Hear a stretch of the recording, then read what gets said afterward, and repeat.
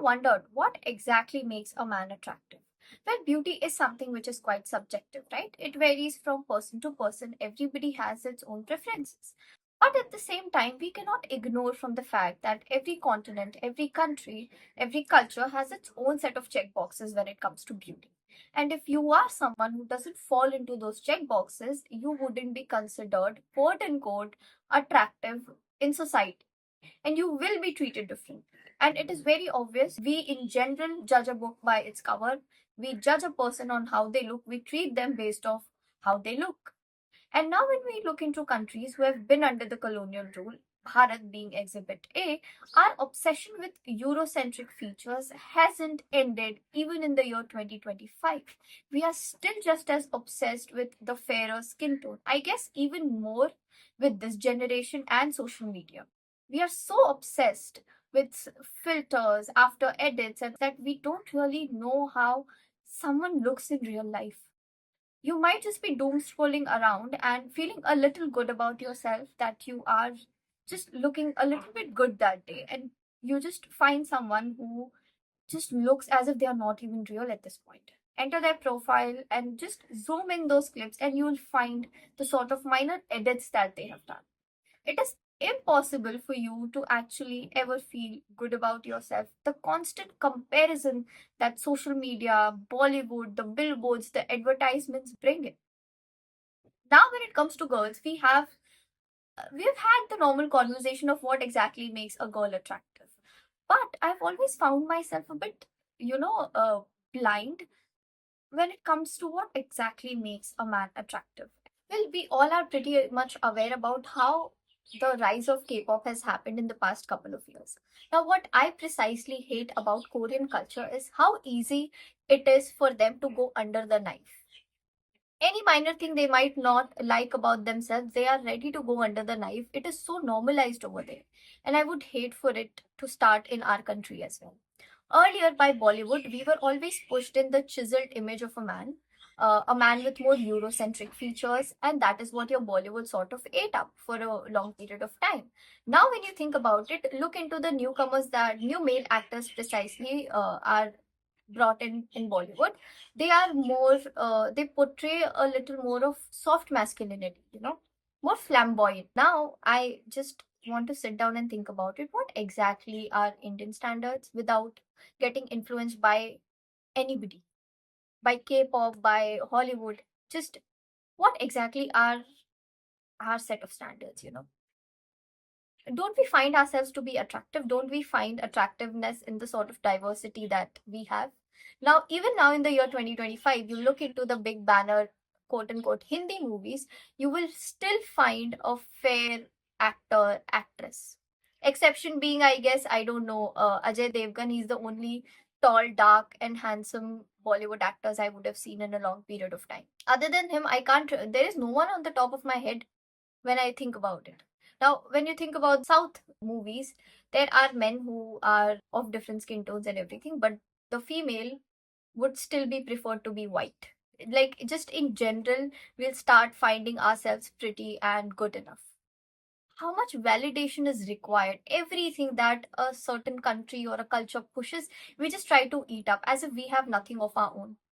There is no individuality, there is no uniqueness, anything that sells, and this never ending obsession with trying to be Eurocentric. Well, even Korea has that. Their idea of a, quote unquote, attractive man is someone who's tall, lean, pale. And by pale, I mean white as a ghost. They literally paint themselves with the color white at times. After that, they have this Tere Naam Radhe Bhaiya haircut even in the year 2025. I don't know why, but they do. Not my personal choice. Again, a man with sharp features, sharp jawline, lean, tall. And what Hollywood pushes is a chiseled man, the quote unquote protector or the image of the strong masculinity. And what do we portray? We either copy the West or we copy the new K pop now, as if Indian men are just not enough. There is no enough attention paid to Northeast. There is no enough attention paid to South by Bollywood in general. Skin lightening and skin bleaching is still a booming industry in our country. Again, I earlier mentioned about Bollywood's obsession with the white skin tone. Every time the villain or the quote unquote evil guy is supposed to be of a darker skin tone. Only then he's, I guess, qualified enough to be a villain or portrayed or be portrayed as a villain. This has happened for a long period of time. It has changed. When we think about brands who try to portray these sort of skin lightening medications and everything, max we can do is have a little bit of uproar on Twitter or now X and just like social media in general. But nothing will change on the ground.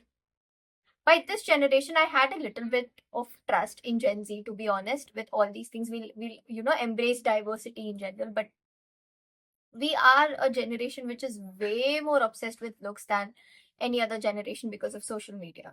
Every little minor detail about us will be edited. Every little detail.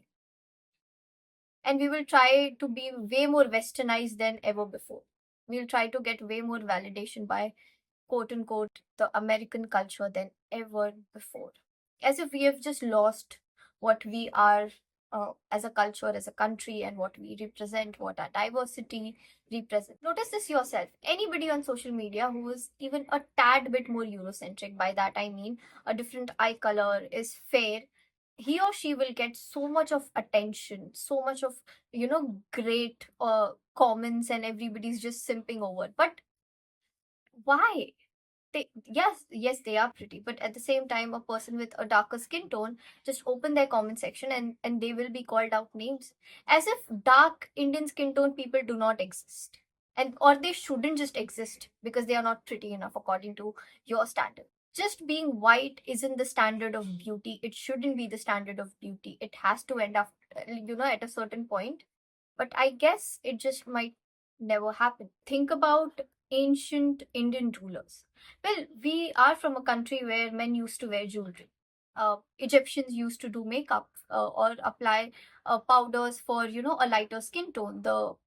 I guess it was, as far as I know, it was the Romans who used to apply nail paints with the help of pig fat and blood, I guess. Men used to do all these things. It wasn't considered quote unquote feminine earlier. Now, with your Western media and globalization coming in, everything now just feminine, or a real man does not do all these things. It is such chaotic mess, to be honest. What exactly is masculinity? What does masculinity look like? It is so confusing. There are so many things that are sort of pushed onto us. Now, earlier, again, as I said, Indian rulers used to wear clothes which had embroidery on it, which we had men who were great fighters, who were tall, and all these things, and they still wore jewelry. They still did. And now, if you look into it, if an Indian man at this day and age tries to wear jewelry, he will be mocked upon, he'll be looked down upon. Here we are, because now we prefer the more Western concept of things, what Hollywood has sort of pushed and tried to show us what masculinity should look like. That is what we follow, forgetting altogether what our culture or what we did years back. Yes, you should improve, or you should, sort of evolve by time, but that does not mean you are going to adapt somebody else's culture or what they find to be attractive, like in your day to day life or whatever. It shouldn't be that way. When we talk about self love, self acceptance, I don't think so. It was all about just trying to change yourself or go under the knife and change everything, kill every uniqueness that you had about yourself, and just be just as same as everybody around you. When you look up onto social media, everybody just looks the same, wears the same clothes of a certain aesthetic, I guess. You have different division of aesthetic, and a group of people are going to follow this, follow that, and that is it. There is no uniqueness. Everybody is literally the same. I never thought self love was, about changing yourself in a way where you are nothing but I don't know, maybe a plastic blob where just micro trends are being experimented over. You are a human being.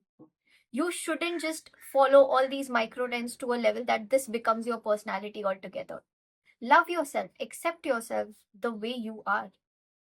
Trends weren't meant to be taken this seriously. I don't think so they were. Even micro trends, like trying to get fox pretty, rabbit pretty, this pretty, that pretty. What? Everybody just ends up looking the same. Every time you look up in social media, everybody just looks the same. We have killed the uniqueness, the diversity within ourselves because of social media, because now social media defines what is attractive or how one should look like, or what one should wear, one should eat, what filter is popular nowadays, what sort of outfits are popular. If you want to be the cool person out there, what is appropriate to wear or what is not, what is cool enough. Oh my god, we are just going to turn into robots after a certain point. That is what I feel. Just robots trying to copy each other. There will be no difference in anybody, even personality wise. I guess at this point, saying the fact that we just pick up a like fictional characters that we see in movies, and that is what we try to make ourselves into or turn ourselves into, even personality wise. Oh, I'm in my bad bitch era. I'm in my this era, that era. I'm in my fuck boy era. What era? Gen Z is just way more doomed, I guess. Our generation is way more doomed than ever before.